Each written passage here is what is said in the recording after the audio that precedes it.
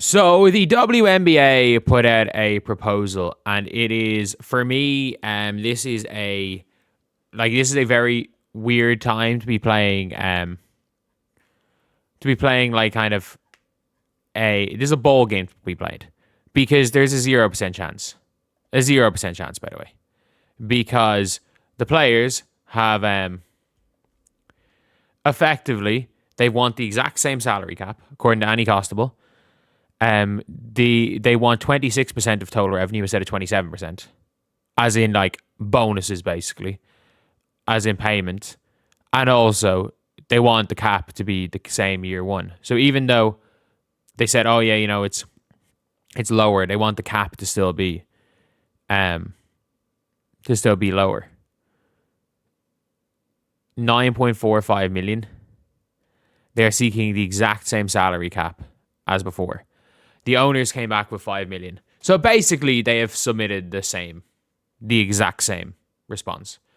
Like, they're so far off the owners that 1% may as well be out here submitting the exact same response again. Because, look, this is one of those ones where I was like, if it was a good bit lower, as in like 22, 23, then you could say that this is a serious offer. But what this is if we're being real, this is what this is. This is an offer so that it's an offer so that the league comes back with their proper offer. And it's two sides playing cat and mouse. Like, the league aren't putting a serious offer, by the way. The league throwing in the offers that they're throwing in, they know the players aren't going to accept them. They know right now. They know they have to go higher. And the players know they have to go lower.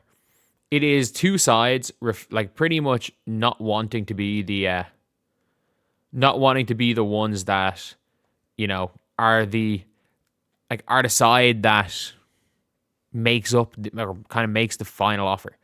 Like, at the end of the day, it's going to be decided in a meeting with some sort of a handshake agreement that they all agree on. That's how it's going to be decided.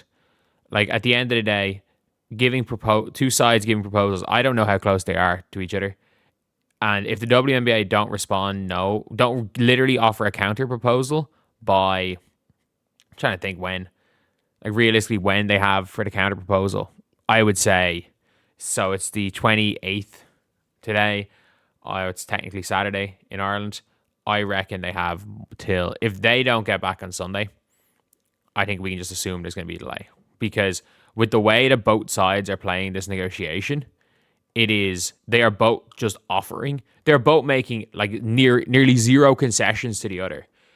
I think the league are making more concessions to everything other than gross revenue. And the players are making very slight concessions to gross revenue and no concessions anywhere else. So I'm like, it's one of those things where it's just, it's kind of a tough scenario because both sides are digging in their heels and both sides are doubling down, and it's literally going to be, and the big problem with the owners, people are literally like, oh, the owners need to stop being cheap. It's nothing to do with the owners. I don't think this is anything really to do with the owners. I reckon this is the outside investors.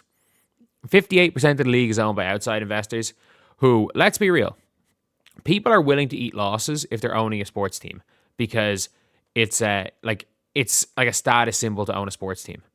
58% of WNBA shares are people who don't have that status symbol, who are not going to eat permanent, perpetual losses till the end of time.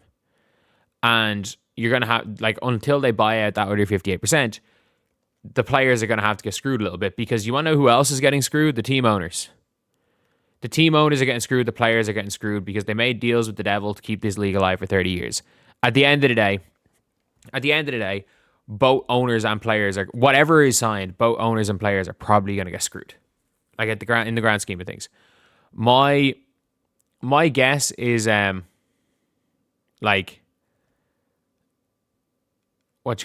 guess is that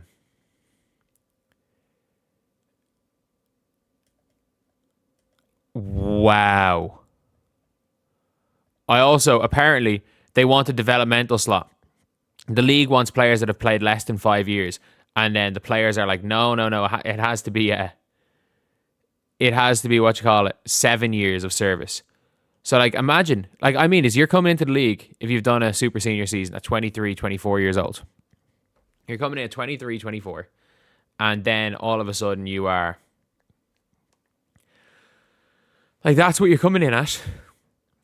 And the league wants a 7 years. So the league wants developmental slots for 31-year-olds. Fuck off. It is a club. It is a club. It is evidently a club. That's all I'm going to say. This is a freaking clique. They literally want people, like, I'm just going to be honest, like, it's only 7 years of service as well. So if you didn't play a year, that's not a year of service. So like, they're going to have they want 35-year-olds in the developmental pool. Like, I don't think Shea Petty played 7 years. They literally want people in their 30s to be eligible for the developmental pool. Like, that is a point that they're actually arguing. That is a fucking sticking point. Is the league wants the developmental pool to be young players, and the players are like, no. The players union are like, no. We want the developmental pool to basically allow players in their fucking 30s, in their mid 30s to be developmental players. Like, oh my God, the fact that is a sticking point is scary, is actually scary.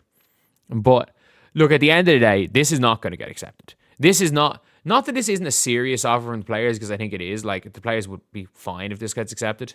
So, like, it is absolutely a serious offer, but it's serious in the way of, like, maybe we get a better offer from the owners. And by the way, the onus is also probably on either side. So let's be real. One was at 27, the other was at 15. 15 gross, an equivalent of 15 gross. Like, is there some sort of net revenue that is the equivalent of 20 gross or 22 gross? The players will never get gross revenue. And by the way, I think the players are the reason why the players aren't budging on gross revenue is that the second the players budge on gross revenue is when they get a salary cap amount and a net revenue amount that they're willing to shake hands on it.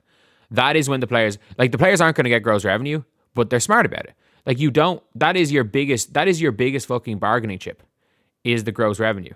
So the league won't budge on that. So you can get as much as you can out of the league. So look, there's a lot more ball to be played. There is in no way is this going to be is this going to be accepted? Like, let's be real. In no way is this going to be accepted. But at the end of the day, like, they're at least going downwards in some way. And that's important. Like, that genuinely is important. And it's one of those things where, even though it's not going to be accepted, I think it's probably close enough to being accepted that it's a quote-unquote semi-serious offer.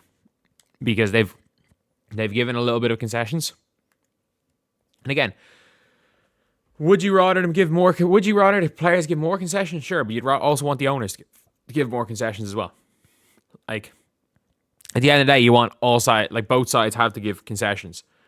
And it depends on when. It literally just depends on when, on what's happening and when, if we're being real.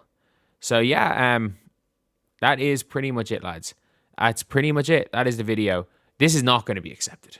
And we are not too far off something that's going to be accepted, I think, because they're down to 27.5 to 26. The reason why they didn't go to 25 is because it's going to be somewhere between 20 and 23. And what you don't want to do is, if you offer, for example, if you go to 26 and the league comes back with 18, and then you might be like, fuck, we can't really just go to 25. We'll go to like 24. The league comes back with 20. It sorts at 22. Whereas there's ways of kind of bargaining that it might get sorted at 23. Like, it is, at this stage, I think we all kind of know where it's going to be, roughly the range where it's going to be set. It's going to be a net revenue model. The salary cap is going to be minimum 7 million, probably closer maybe to the 8.5. The heck, fuck it. They might just give them a 9.5 mil salary cap.